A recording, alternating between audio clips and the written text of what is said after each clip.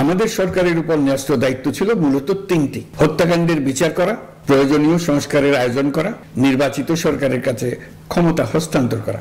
গণভোট ও জাতীয় নির্বাচন একই দিনে আয়োজনের সিদ্ধান্ত নিয়ে জাতির উদ্দেশ্যে প্রধান উপদেষ্টার ভাষণের পর থেকেই রাজনৈতিক অঙ্গনে নতুন করে উত্তাপ ছড়িয়েছে। প্রধান উপদেষ্টার ঘোষণায় জনগণের আকাঙ্ক্ষা প্রতিফলিত হয়নি বলে অভিযোগ তুলে দফায় দফায় প্রতিক্রিয়া জানাচ্ছে বাংলাদেশ জামাতে ইসলামীর নেতৃত্বাধীন ৮ ইসলামী দল।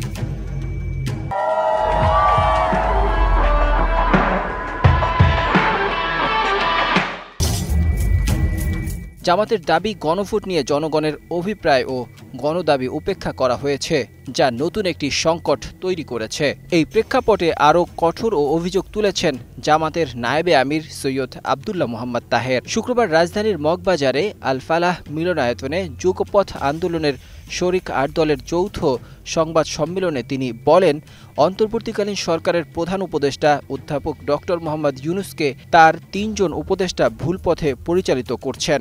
আজকের প্রধান উপদেষ্টা নানাভাবে বিভ্রান্ত করছেন ৩ জন উপদেষ্টা, এবং তারা ভুল তথ্য দিয়ে নানাভাবে বুঝিয়ে একটি দলের হয়ে কাজ করে সরকারকে একটি সুষ্ঠু নির্বাচন যাতে হতে না পারে সেদিকে নিয়ে যাওয়ার জন্য একটি সুকৌশলে অপচেষ্টা চালিয়ে যাচ্ছে। যদিও তিনি নাম প্রকাশ করতে চাননি, তবে খুব শীঘ্রই প্রধান উপদেষ্টার কাছে ওই উপদেষ্টাদের নাম পাঠানো হবে বলে জানান। আপনারা তো প্রশ্ন করবেন যে তাদের নাম বলেন।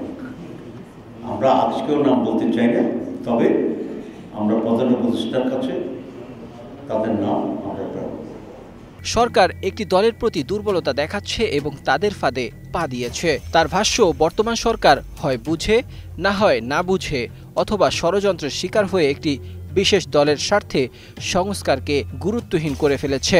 জনগণের স্বার্থ নয়, একটি বিশেষ দলের স্বার্থে অনেক পরিবর্তনের তার ভাষণ দিয়েছে, যার ফলে জনগণ এবং দেশবাসী অত্যন্ত হতাশ হয়েছে। তিনি উল্লেখ করেন, লন্ডনে গিয়ে নির্বাচন তারিখ ঘোষণা করার মধ্য দিয়ে এই দুর্বলতা শুরু হয়। তিনি আরও বলেন, প্রধান উপদেষ্টার সাম্প্রতিক ভাষণে সরকার নিযুক্ত কমিশনের সুপারিশকে উপেক্ষা করে একটি দলের সঙ্গে কম্প্রোমাইজ করা হয়েছে, যা জনগণের স্বার্থের বিরুদ্ধে গেছে। উপদেষ্টাদের সেফ এক্সিট ইস্যু ঘিরে প্রথম মন্তব্য করেন এনসিপির আহ্বায়ক নাহিদ ইসলাম। এরপর কয়েকজন উপদেষ্টা তা প্রত্যাখ্যান করলেও রাজনৈতিক দলগুলো ধারাবাহিকভাবে উপদেষ্টাদের ভূমিকা নিয়ে প্রশ্ন তুলছেন। জামাত অভিযোগ করে, কিছু উপদেষ্টা দেশ বিরোধী কর্মকাণ্ডে লিপ্ত, যা বর্তমান রাজনৈতিক সংকটের গভীরতা আরও বাড়িয়ে তুলছে। Desk report, ২১ television.